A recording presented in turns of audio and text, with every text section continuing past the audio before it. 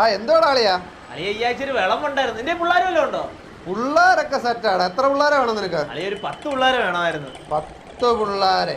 Okay okay. എടാ എത്ര രൂപ വെച്ച് കിട്ടൂടാ? അളിയ ഒരു 500 രൂപ വെച്ച് കൊടുക്കാം നമുക്ക്. എടാ എന്തുവാടാ 500 രൂപടാ? അമ്മമാര് പഠിത്തമൊക്കെ കഴിഞ്ഞിട്ടാടാ ഈ വിളമ്പിന് വരുന്നത്. ഒരു 800.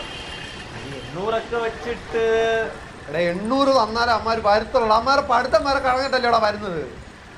എന്നാ 800 വെച്ചിട്ട് കൊടുക്കാം. ആ 800. ഓക്കെ 10 പിള്ളേരല്ലേ? ആ 10 പിള്ളേര് ഞായറാഴ്ച സെറ്റ്. ഓക്കെ അളിയ. എടാ ഞായറാഴ്ച ഒരു വിളമ്പുണ്ടായിരുന്നു കേട്ടോ. ഞായറാഴ്ചയോ? എത്ര മണി വരെ കാണണ? എടാ രാവിലെ തൊട്ട് ഒരു വൈകുന്നേരം വരെ കാണും. അത്രേ ഉള്ളൂ.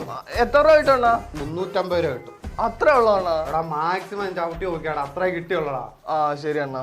ആ പിന്നെ നിന്റെ പിള്ളേർ സെറ്റ് വല്ലതും ഉണ്ടോ വേറെ? ആ 3-4 കൂട്ടുകാരുണ്ടെണ്ണ. ആ അമ്മാരെ കൂടെ വിളിച്ചോ. ആ ശരിയാണ് ശരി. ഓക്കെ. എടാ മാക്സിമം 250 രൂപ കിട്ടിയുള്ളൂ കേട്ടോ. അത്രേ ഉള്ളതാണോ? ആ അത്രേ ഉള്ളു. എടാ നിന്റെ കൂട്ടുകാർ വല്ലതും ഉണ്ടോ? പിന്നെ പിള്ളേർ ഇട്ട് കൊടുക്കും. ആ അമ്മാരെ കൂടെ വിളിച്ചോണ്ട് വരണം കേട്ടോ. ഓക്കെ ശരി.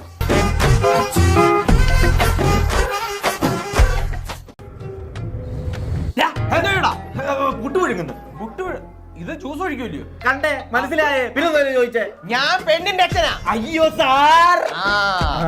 വെളി കുറെ ആൾക്കാർ ഇപ്പൊ ഉണ്ട്.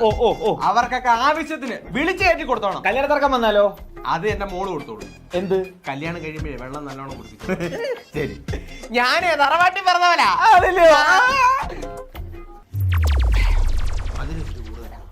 നക്കി കുടിക്കുന്ന സ്വഭാവം കണ്ടപ്പോഴേ മനസ്സിലായി തറവാടിയാണെന്ന്.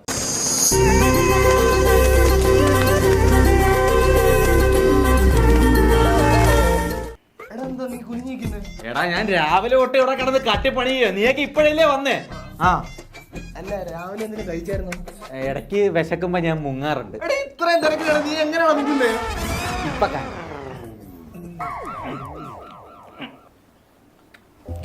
പൊടിയൊക്കെ ഇരിക്കുന്നു. വന്നില്ലേ? ഞാനൊന്ന് മുങ്ങിട്ട് ഞാൻ നോക്കിക്കോളാം. എടാ പൊങ്ങുമ്പോ എനിക്ക് 2 അണ്ടിപ്പരിപ്പ് കേട്ടോ.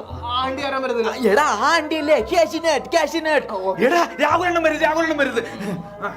வாழ்க்கை என்பதே அன்பினில் அன்பினில் വിളമ്പ് എങ്ങനെ പോന്നു? പിന്നെ ഫുഡൊന്നും ഇപ്പം ഭാര്യ വലിച്ച് തിന്നരുത്. അവസാനം ഇഷ്ടം പോലെ വരും. നമുക്ക് അപ്പം കഴിക്കാം. ഒരു സ്റ്റാൻഡേർഡ് കീപ്പ് ചെയ്യണം. അതുകൊണ്ടാണ്. അയ്യോ രാവിലെ അത്രേ ഉള്ളു. പിന്നെ ആ ബീഫിന്റെ കൊത്ത ചുണ്ടത്തിരിക്കുന്നു, അതൊന്ന് തുടച്ചളഞ്ഞിട്ട് പാറ. ശേരം നിന്റെ ഉണ്ടത്തായിരിക്കുന്നു. തുടച്ചോളാം. ഷെയറിന്റെ മാത്രമല്ല നിന്റെ കുണ്ടത്തും ഉണ്ട്.